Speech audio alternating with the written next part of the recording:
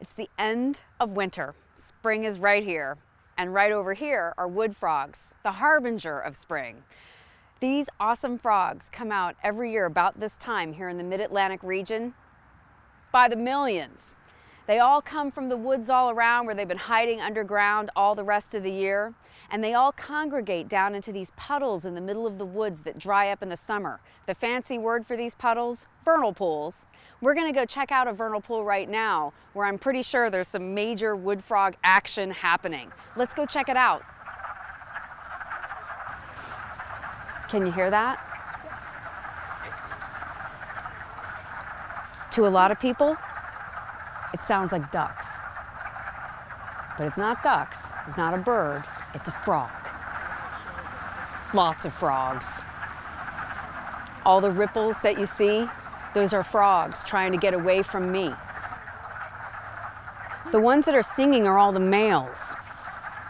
During the daytime, the female frogs, they're pretty much hiding. The females are more shy, they're more afraid of being eaten by a bird. But the boy frogs, they don't care. They just want to come out and sing to attract the girls. Birds or no birds, they're singing. This is a female wood frog being amplexed by a couple of different male wood frogs. Amplexus is when the male wood frog rubs his two front arms, kind of wraps them around the female and rubs his two front arms along the female's belly to stimulate the eggs to come out. And the eggs, when they come out, look like gelatinous, jellyish goo, because like most amphibians, they don't have a shell around their eggs, so they have to lay their eggs in the water in order for them to hatch. So once the eggs hatch and the little tadpoles swim out, they go through metamorphosis. After a few weeks or a few months, they turn into little froglets, little tiny, teeny wood frogs. They hop back out into the woods, they disperse, they hide under leaves, they hide under logs. Almost nobody sees them because they're dispersed and they're camouflaged. And then 12 months later, they all come back to the exact same vernal pool where they were hatched at. And the cycle repeats itself year after year after year.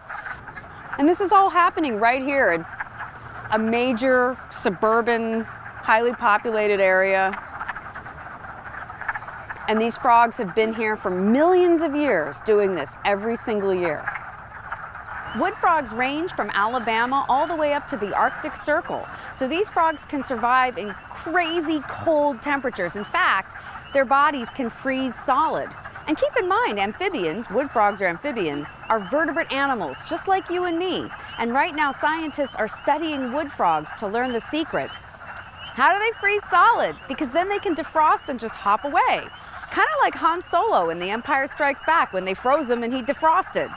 So maybe one day wood frogs could actually help humans, I don't know, hibernate into deep space for long distance. It's pretty awesome. Wood frogs need our help.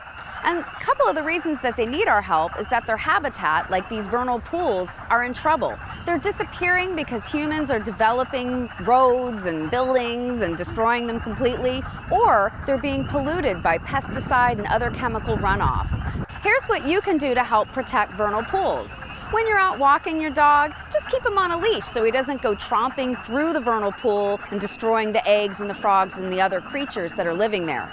And if you can, cut down on the amount of pesticides and other chemicals that you might be using on your lawns and gardens. Those chemicals, those pesticides, they're no good for frogs or any of the other creatures that live in these vernal pools. The wood frog life cycle is truly an amazing thing.